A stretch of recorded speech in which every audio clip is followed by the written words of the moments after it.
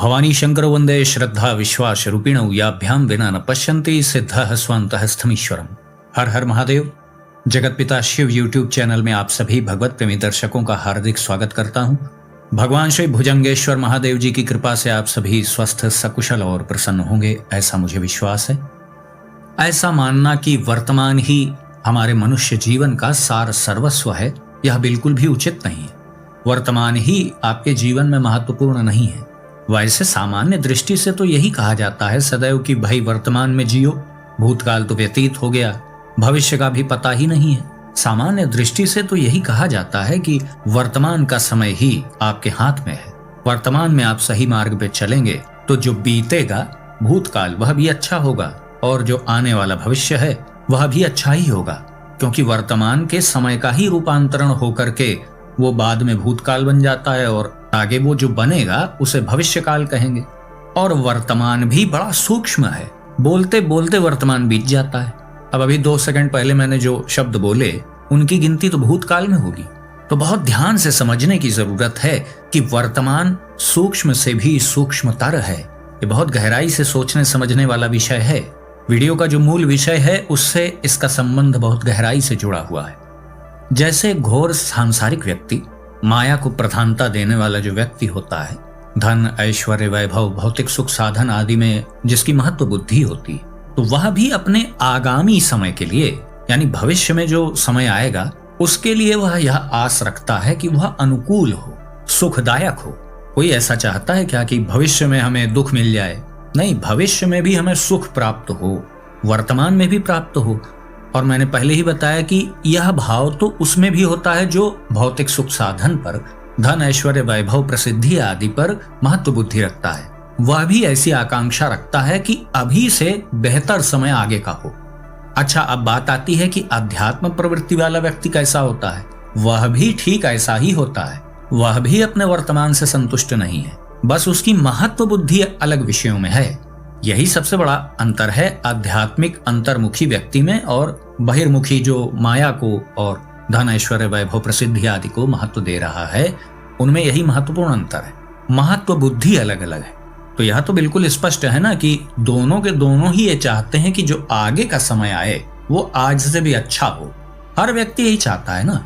सांसारिक व्यक्ति भी यही चाहता है, अध्यात्म मार्ग पे चलने वाला भी यही चाहता है कि आज जो मैं लक्ष्य लेके चल रहा हूं भविष्य में पूर्ण हो जाए। आज मेरे पास वो वस्तु नहीं है, कल मिल जाएगी। इसी आस से तो साधन किया जाता है ना। कोई भी साधक साधना को प्रारंभ इसीलिए तो करता है कि आज मैं साधक हूं, कल भविष्य में मैं सिद्ध हो जाऊं। सिद्ध से मतलब वो कोई बाबा बन के लोगों को भभूति नहीं बांटने लगेगा, मतलब साधक की ही परिपक्व अवस्था को सिद्ध कहा जाता है। और वो न चाहे तो आप जान नहीं सकते हैं कि वो है कौन। बताने और प्रकट करने की प्रवृत्ति तो उनमें अधिक होती है जो ऐसी भावना से युक्त होते हैं और अभी महत्वपूर्ण वस्तु उनके हाथ नहीं लगी है। सिद्धावस्था का अर्थ यह है कि उसने जो लक्ष्य रखा था उसे उसने प्राप्त कर लिया। अब यह स्थिति अलग अलग हो सकती है। भाई किसी ने सिद्धियां प्राप्त करने का उद्देश्य रखा तो वो उसका लक्ष्य है। आत्मोपलब्धि के मार्ग में तो ये जो सिद्धियां हैं यह तो बाधक हैं, लेकिन सबका लक्ष्य अलग अलग है। इन बातों को बताने का मूल कारण यह है कि आप इन बातों को पहले समझें कि जो सांसारिक व्यक्ति है या जो आध्यात्मिक व्यक्ति है वह दोनों ही इस बात के लिए निरंतर प्रयासरत हैं कि आज से बेहतर भविष्य हो। कोई अध्यात्म मार्ग में चलने वाला भी इसीलिए तो अध्यात्म मार्ग में चल रहा है कि आज उसे कुछ प्राप्त नहीं हुआ है जिसको प्राप्त करने के लिए वो साधन कर रहा है। तो हर व्यक्ति सुख का आकांक्षी है, आनंद की प्राप्ति सबका लक्ष्य है और निरंतर स्थावर जंगम जड़ चेतन सभी प्राणी सुख प्राप्ति के लिए ही कार्यरत हैं। आप बहुत गहराई से सूक्ष्म दृष्टि से आप देखें तो हर व्यक्ति अच्छा प्राप्त करने के लिए, सुख सम्मान आदर इन्हीं को प्राप्त करने के लिए, मतलब जो सांसारिक व्यक्ति है उसका लक्ष्य इस प्रकार का है। और जो अध्यात्म मार्ग का पथिक है तो वह भी आनंद का ही आकांक्षी है, लेकिन उसे स्मृति आ गई, वह समझ गया कि वास्तविक आनंद तो प्रभु के पास है, तो इसलिए वह अध्यात्म मार्ग पर अग्रसर हो गया और लक्ष्य उसका भी आनंद प्राप्त करना है। सांसारिक व्यक्ति भी आनंद प्राप्ति के लिए, सुख प्राप्ति के लिए ही कार्य करता है, बस उसकी महत्व बुद्धि भौतिक वस्तुओं में अधिक है। जितनी की निष्ठा आपको अपने इष्ट में है उतनी ही निष्ठा किसी कामी पुरुष को स्त्री में हो सकती है, किसी लोभी व्यक्ति को धन संपत्ति में हो सकती है। जो आपके मन का प्रवाह है, जो आपका चित्त चिंतन करता है, वह तो सतत चलने वाली प्रक्रिया है। ऐसा मन आपसे कभी कहता है क्या कि 10 मिनट के लिए छुट्टी लेना है? मन सदैव सक्रिय रहता है, स्वप्नावस्था में भी वो सक्रिय रहता है और स्वभावतः अधोगामी प्रवृत्ति का है, अर्थात भौतिक जगत की ओर जाने वाला उसका स्वभाव है, स्वाभाविक गुण उसका है। मतलब आप प्रयास नहीं भी करेंगे तो भी बड़ी सुविधा से संसार की ओर वो चला जाएगा और उसमें लिप्त रहेगा, मग्न रहेगा। लेकिन स्वभाव के विपरीत प्रक्रिया क्या है? ऊर्ध्वगामी होना। तो मन का ऊर्ध्वगामी होना उसके स्वभाव के विपरीत प्रक्रिया है। जैसे पृथ्वी पर कोई वस्तु गिर रही है तो ये तो सामान्य बात है, पृथ्वी से विपरीत दिशा में जाने लग जाए तो ये तो घोर आश्चर्य हो जाएगा ना। तो ऐसी ही स्थिति मन की है। मन सदैव अधोगामी है, मन सदैव संसार की ओर, भौतिक जगत की ओर जाता है, भौतिक विषयों में ही आसक्ति रहती है उसकी।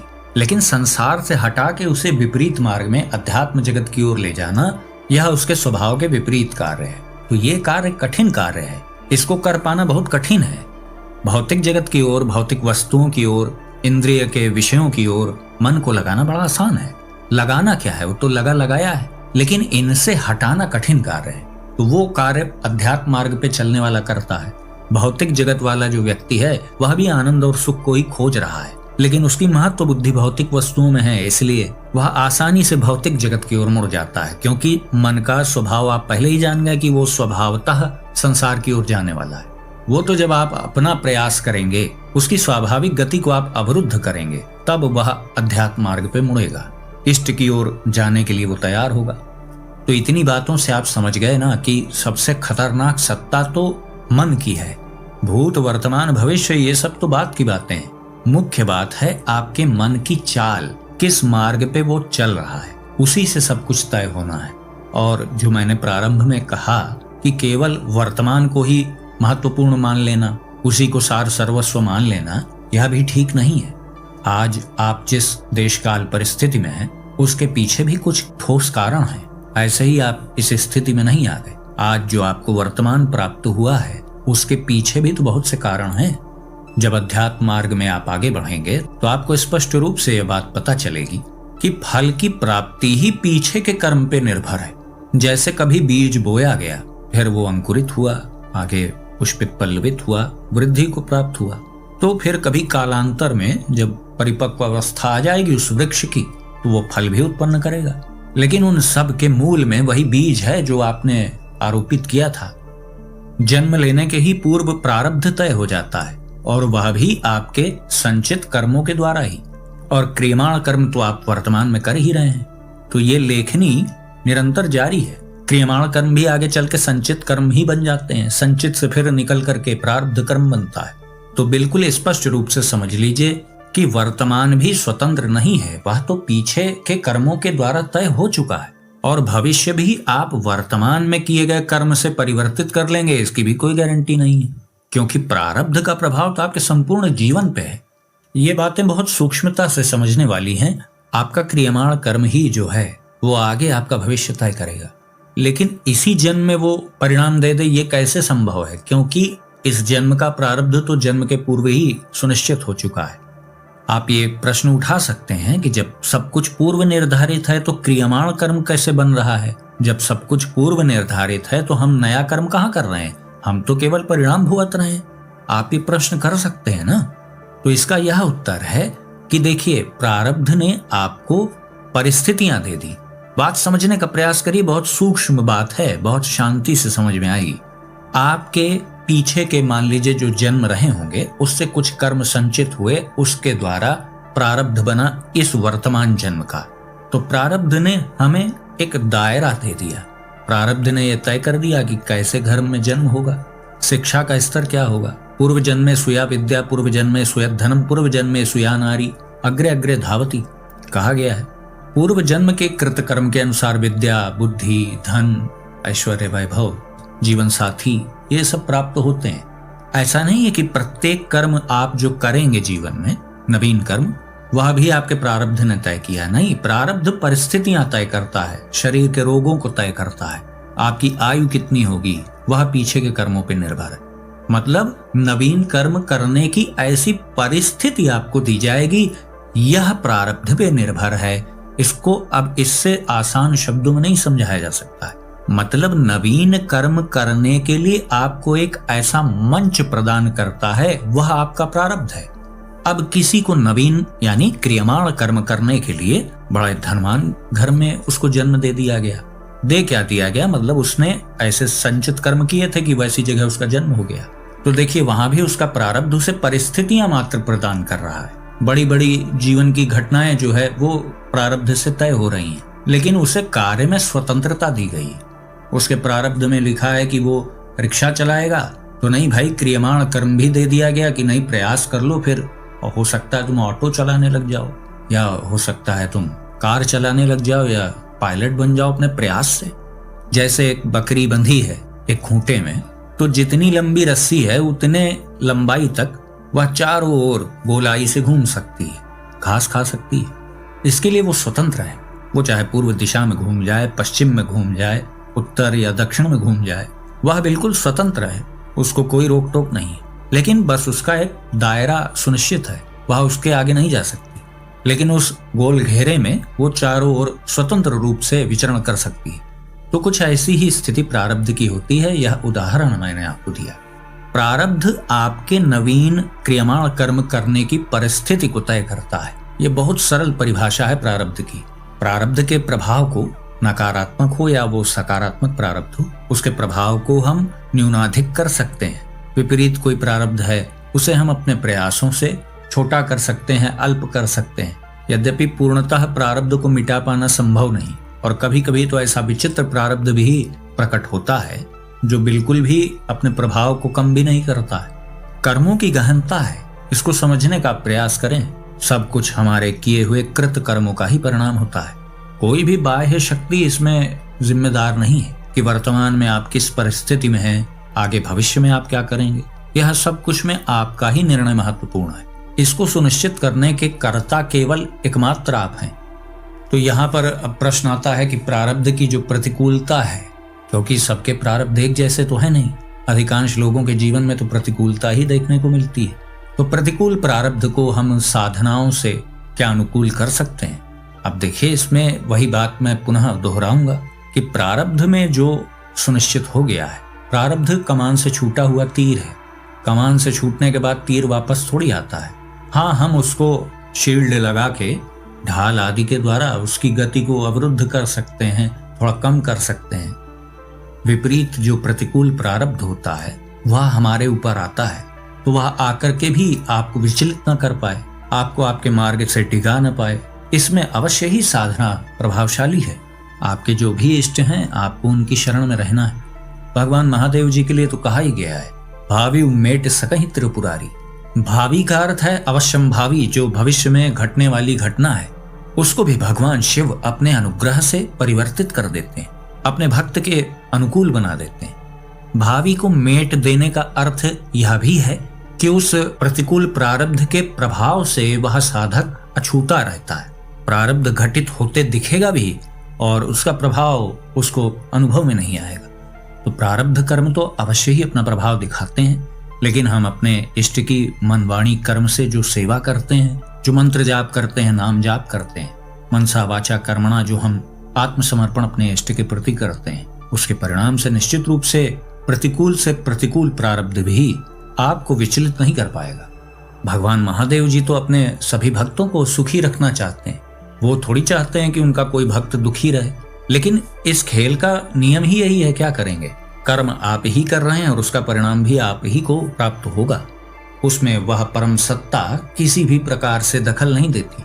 हाँ, आप उससे सहायता मांगेंगे तो सहायता अवश्य प्रदान की जाएगी, इसमें कोई दो राय नहीं। लेकिन करना सब कुछ आपको ही है। जैसे भूख आपको लगती है तो आपको स्वयं भोजन करना पड़ता है। तो इसीलिए समझने का प्रयास करें, वास्तविक लक्ष्य की पूर्ति के लिए तो हमें स्वयं प्रवृत्त होना पड़ेगा। आशीर्वाद आदि से ये सब कार्य नहीं होते। मनोकामना पूर्ति आदि तो अनुष्ठानों का परिणाम है, और आपके प्रारब्ध में यदि वह वस्तु है तो निश्चित रूप से आपको प्राप्त होगी। किंतु जो श्रेष्ठतम लक्ष्य है मनुष्य होने का, अपने इष्ट की प्राप्ति, जीव को यह स्पष्ट ज्ञान हो जाए कि जीव ही शिव है, यही सबसे महत्वपूर्ण लक्ष्य है एक समर्पित शिव भक्त का। शिव महापुराण की वायवीय संहिता के पूर्व खंड के 31वें अध्याय में कहा गया हितम तदाज्ञाकरणम यद्धितम तदनुग्रह सर्वम हिते न्यूनजानः सर्वानुग्रह कारकः।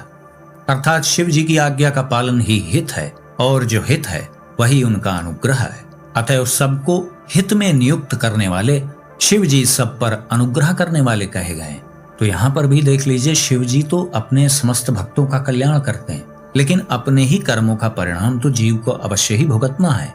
इच्छा और कर्मों से निवृत्ति ही एकमात्र उपाय है कि आप यह जान सके कि आप परम चैतन्यांश हैं, उसी परमात्मा का अंश हैं। उसमें और आप में कोई भेद नहीं। जीव ही शिव है, शिव ही जीव है। उस चिदानंद स्वरूप को भूलकर आप जीव होने को स्वयं स्वीकार किए और स्वयं की स्वीकृति से ही इससे निवृत्ति भी होगी। कोई और थोड़ी आएगा छुड़ाने आपको। ये बहुत समझने की बात है। आप स्वयं चाह करके ही आवागमन से मुक्त हो सकते हैं। प्रारंभ में जो बताया गया कि सब कुछ आपके ही कृत कर्मों का परिणाम है, तो उसी पे सब निर्भर है। सभी मनुष्य अपने स्वभावानुसार कर्म भी करते हैं। हिते सदा नियुक्तम तु सर्वम चिद चिदात्मकम स्वभाव प्रतिबंधम तत्समम न लभते हितम। अर्थात भगवान शिव जी के द्वारा जड़ चेतन सभी सदा हित में ही नियुक्त होते हैं, परंतु सबको जो एक साथ और एक समान हित की उपलब्धि नहीं होती, इसमें उनका स्वभाव ही प्रतिबंधक है। अर्थात सभी जीवों का स्वभाव भिन्न भिन्न है, तभी तो सबकी भिन्न भिन्न कर्मानुसार भिन्न भिन्न गति होती है। यथा विकास सत्येव रविः पद्मानि भानुभिः समम न विकसन्त्येव स्वस्वभावानुरोधतः। अर्थात जैसे सूर्य अपनी किरणों द्वारा सभी कमलों को विकास के लिए प्रेरित करते हैं, परंतु वे अपने अपने स्वभाव के अनुसार एक साथ और एक समान विकसित नहीं होते। स्वभाव भी पदार्थों के भावी अर्थ का कारण होता है। स्वभावानुसार ही व्यक्ति आगे क्रियमाण कर्म को करता है। जो नवीन कर्म आप कर रहे हैं वह आपके स्वभाव पे ही अधीन है। तो अंत में इतना ही कहूंगा कि साधना के द्वारा आप अपने नकारात्मक प्रारब्ध को संकुचित कर सकते हैं। ऐसा हो जाएगा कि उसका प्रभाव पड़ते हुए भी आप पर पड़ेगा नहीं, आपको विचलित नहीं कर पाएगा और प्रारब्ध भुगतने से ही समाप्त होता है। अपने आध्यात्मिक बल को आप उसको क्षीण करने में नष्ट न करें। आए हुए प्रारब्ध को आप सहन कर लें। वर्तमान में भगवान महादेव जी की शरण में रहें। मंत्र जाप नाम जाप के द्वारा आप अपने संचित कर्म को भी विनष्ट कर डालें, तो फिर कोई संभावना ही नहीं कि जीव की दुर्गति हो जाए। तो आज का वीडियो हम यहीं समाप्त करते हैं। आशा करता हूं जो भी जानकारी आपको दी गई वो आपको अच्छी लगी होगी। यदि वीडियो आपको पसंद आया तो इसे लाइक करें, अपने मित्रों बंधु बांधवों के साथ शेयर करें। यदि इस चैनल का वीडियो आप पहली बार देख रहे हैं तो कृपया इस चैनल को सब्सक्राइब करें। तो भगवान शिव पूर्णेश्वर महादेव जी से मैं ऐसी प्रार्थना करता हूँ कि वो आप सभी को सदा सुखी, स्वस्थ और ऊर्जावान बनाए रखें। मिलते हैं अगले वीडियो में एक नई जानकारी के साथ। तब तक के लिए आप सभी भगवत प्रेमी भक्तों को हर हर महादेव।